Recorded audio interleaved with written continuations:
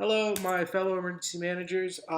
Today, I'd like to talk about possible policy steps or certain policies that can be passed in order to help with further mitigation of emergency management. Now, what I mean by that is a lot of people don't really know what mitigation is. Trust me, when I first tried, I didn't get it much either. But mitigation are certain policies or certain, I guess, equipment or steps that can be taken so that when an emergency does come, it can be prevented or give an alert. An example is say building codes. Building codes, say in South Florida, where I'm from, we have building codes that demand houses are made with concrete, elevated above houses, above the street, just in case for flooding, certain things like that. Now, for my example is I'm trying to think of how individuals can take mitigation steps in order to be better prepared for an emergency. Now, when I think of this, I think of, here's a hypothetical. Flood comes in your house or hurricane comes, you need to evacuate. What do you grab? Now, of course, you can't take everything. We would all like to take everything, but be realistic, we can't. So, an example I thought is okay, what's a form of mitigation or legislation that's passed by states or the government, or the federal government, excuse me, that has built upon this emergency management. And when I thought of my mind, I think of fire alarms. Everybody's house, everybody's apartment has smoke detectors, and it's Florida. Here in Florida, for example, there's a law dating that modern houses had to be built with their smoke detectors are directly attached to their power line and their power system. So unlike old houses where they ran on batteries, in some states like New York, if you take out your smoke detector, you will get fined and possible jail time. So that's a good policy. And the point that I see is that, let's say there's a fire, someone could get burnt, someone could possibly lose their life. That smoke detector is there to prevent something like that. I was like, okay, you know what? That's a good idea. Now I'm thinking in my mind, again, go back to scenario, you got to grab. What do you got to grab? Now, I have the proposal of having an idea called a grab and go bag. Okay? And what that is saying, it's a backpack, preferably one somewhere like this, sturdy, waterproof, has multiple flaps. And in that bag, you have equipment or things that you need just in case you need to evacuate. Now, one of the big concerns I can see is documents. You get documents here that are laminated like this. Now that could be the deed to your house, deed to property, ownership of cars. Excuse me, ownership of cars, passports, licenses, or any other form like that. You need identification just in case for either government process for FEMA, insurance reasons. You never know. So this should be priority first. Laminated paperwork, especially important ones, go right in your bag. Second, I also thought, okay, you got to escape. Someone might get hurt. A small first aid kit, something similar like this, not that big, maybe 3 inches by 2 inches, something like that, 3 inches by 4 inches, whatever it may be. But, has the basics, bandages, band-aids, antibacterial, painkillers, something easy enough where you get cut, you have an infection or whatever, you can treat it first there and then before you reach medical professionals. So definitely a priority.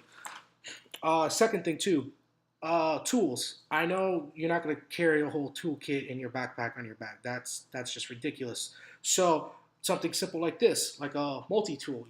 Hammer has pliers, screwdrivers, saws. You never know when you might need something or need to take something apart in order of an emergency or whatever. So this is useful to have. It's small. It's perfectly compact. You put it down. Next, flashlights. You don't ever know if emergency is going to hit in the middle of the night. A lot of power gets out. Can't see in front of you. Reach it in, pull it out, you're able to see perfectly fine.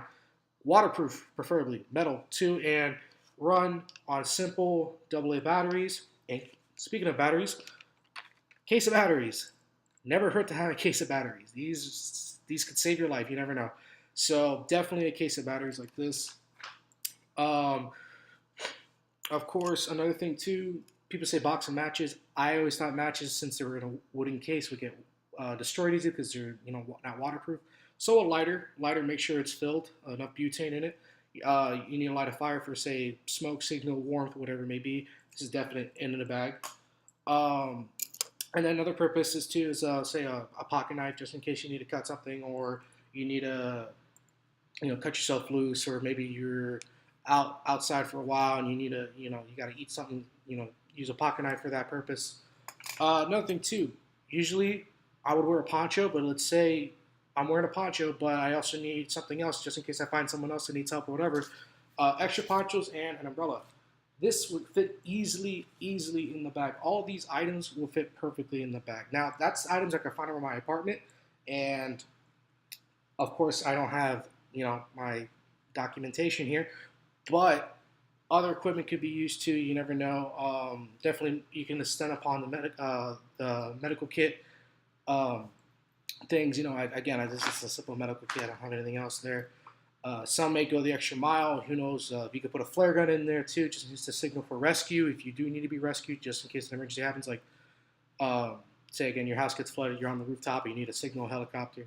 So that's definitely a good addition to the bag. But yeah, that's basically it. I've always had this idea of having an emergency grab and go bag just to have something stocked in the house. You make sure the supplies are not expired and they're up to date. You put it in your backpack, and God forbid something happens, you can grab it, put it on your bag, and you have there for yourself and your whole family just in case. So I push that this should be policy passed by every state's emergency management department, also federally too, because a lot of people during emergency management are, of course, you're more concerned of saving your life, but when come the recovery stage, you don't have documentation or to proof that you own certain properties or certain things, or you can't file certain insurances. And let's say your house gets destroyed and it's completely flooded or just gone in some cases, you need documentation to help prove that too.